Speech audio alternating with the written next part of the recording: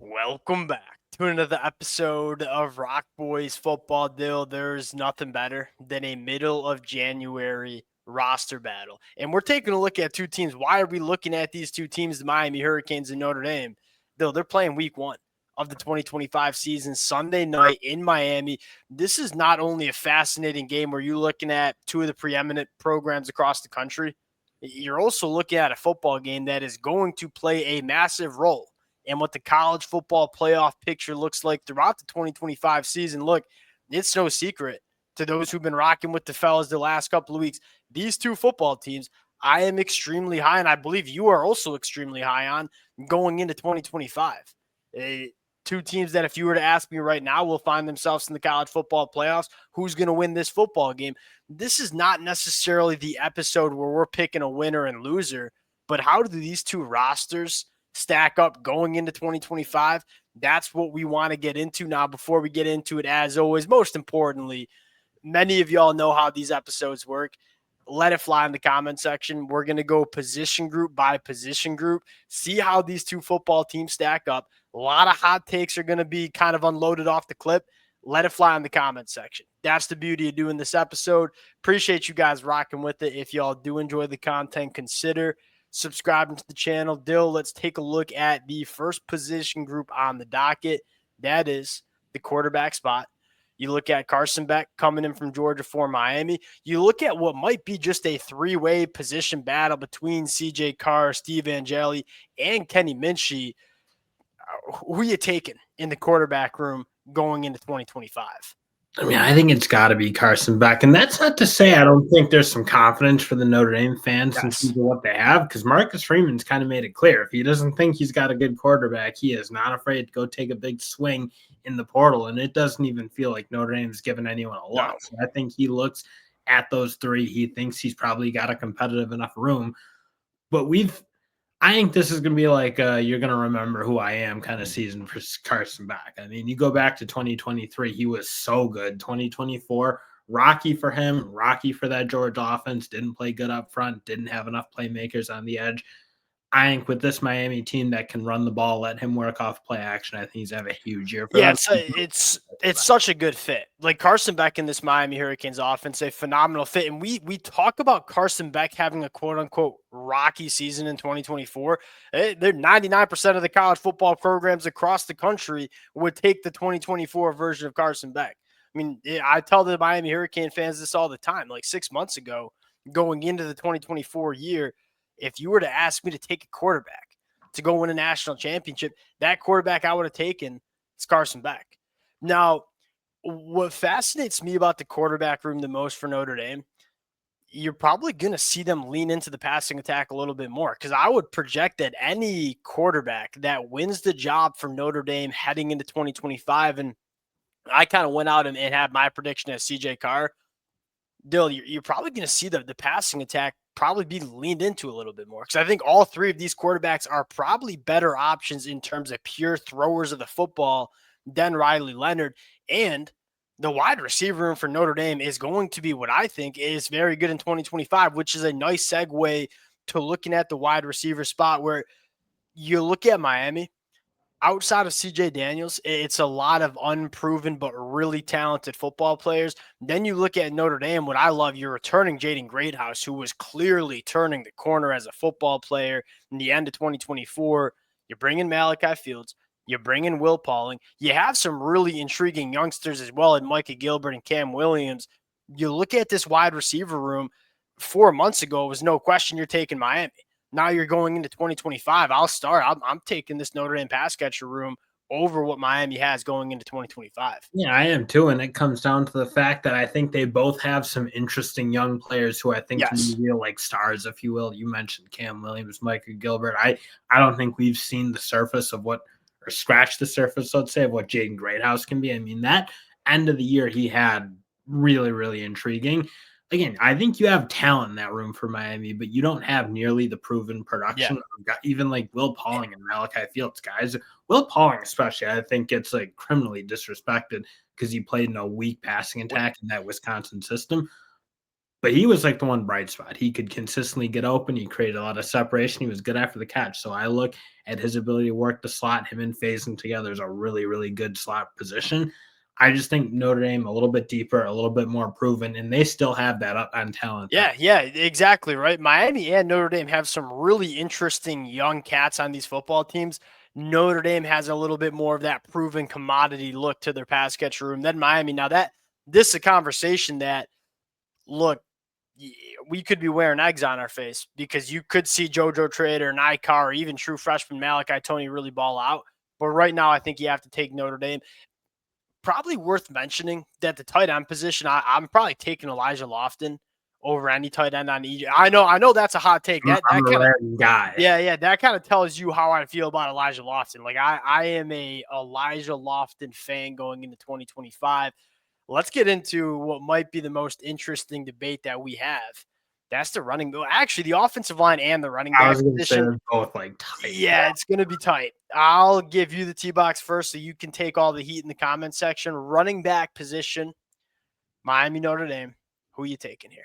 And I love me some Miami running back rooms. I think that two-headed monster, Mark Fletcher, big physical back, who I think can grind you down, and then Jordan Lyle can obviously hit big ones. But I mean, Jeremiah Love to me is probably the best running back in the country. I think him full healthy is big time. Aeneas Williams kind of emerging as a guy who gets really dynamic, can catch the ball out of the backfield.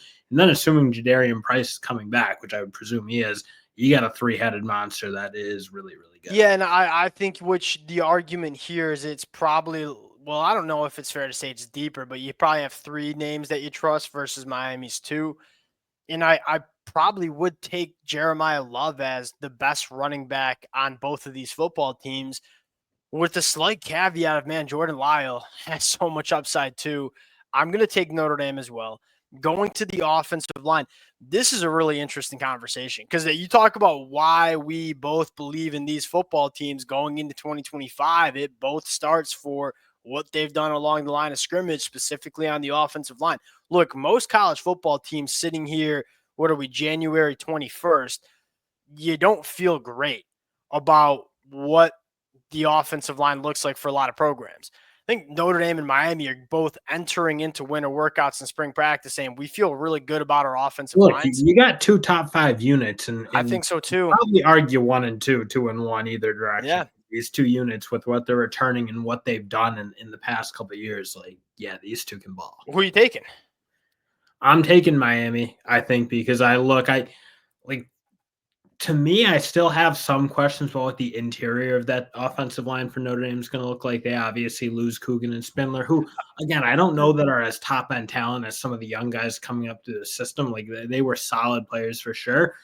One thing I'm interested to see with Notre Dame is how they juggle that tackle spot, because you have Wagner backing up. I mean, you got to have a way to get those three on the field. Jagasaw, Knapp. I think Knapp kicks into guard if I were to guess. And Dill, I'll a really dynamic group because Billy Schroth is. I'll say this.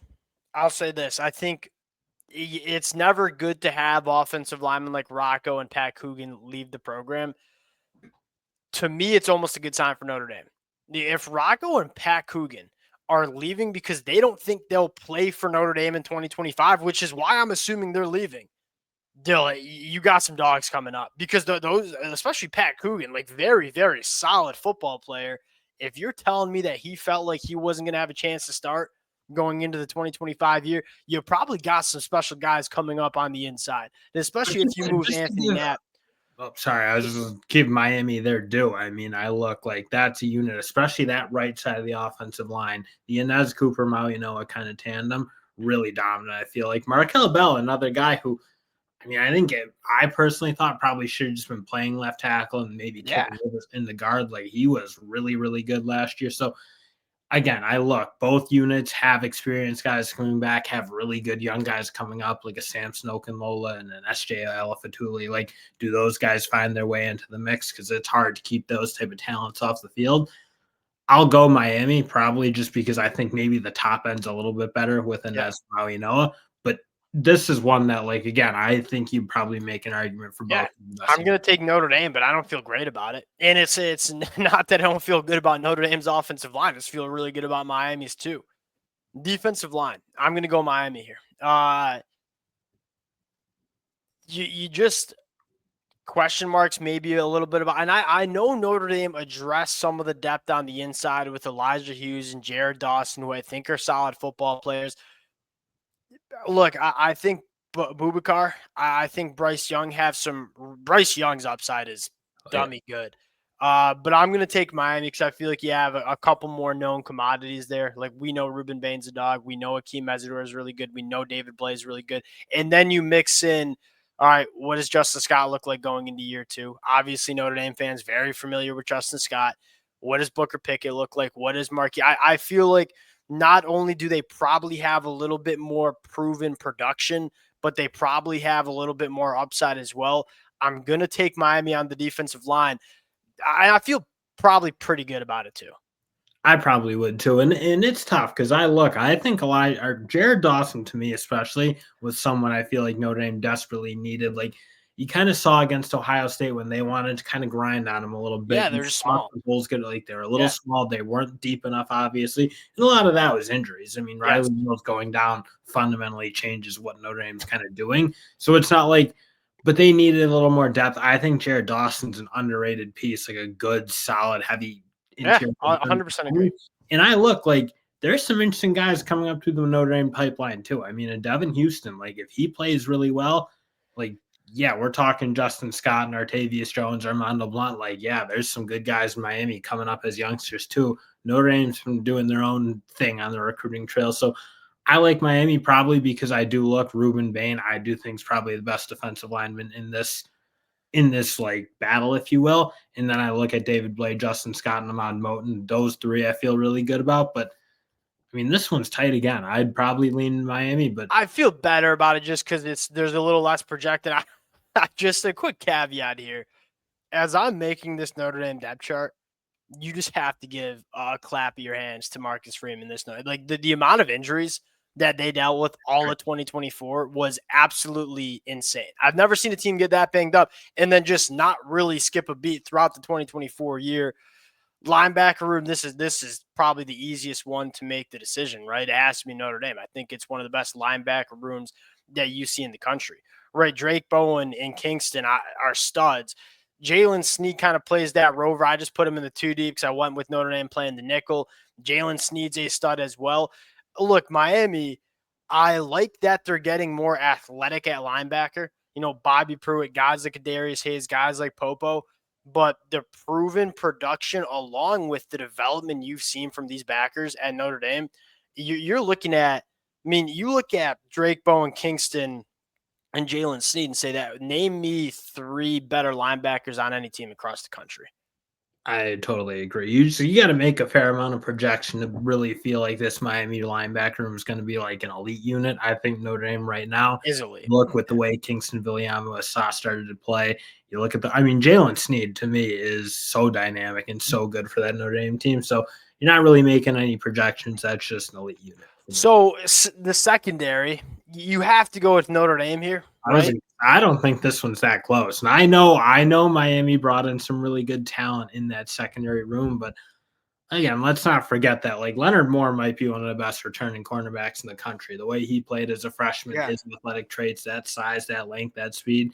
Christian Gray, really good player. And then Adon Schuler, amazing safety. So yeah, and then they make 2 really. I mean, Devontae Smith coming into the port. I'm not sure why I have Jalen Stroman highlighted in blue. It should be in red. They you kind of just trust Notre Dame secondary. The development you've seen from him and Marcus Freeman and Mike Mickens is.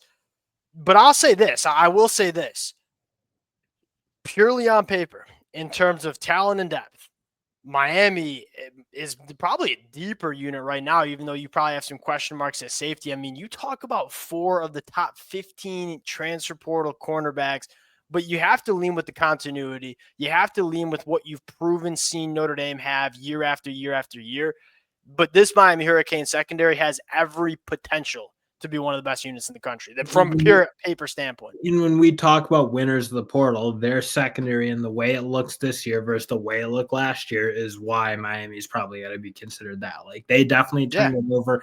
It's talented enough to be really good, but also Notre Dame's talented enough to be really good. Yeah, We and know they're really one good. other So thing that's probably one other thing I would say is continuity. Like that's such an important conversation you have when you're talking about secondaries. Like we saw Texas A&M completely transform their secondary going into 2024 on paper looked really, really good. And it just wasn't all that good because every single face in that secondary was new.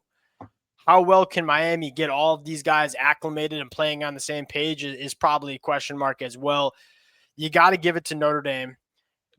This is what the point spread, I think, is 1.5 points. This is going to be an elite football game. I think you're going to look at 2 college football playoff caliber teams right now going to battle. And we're talking about 8 months down the road, but 8 months down the road.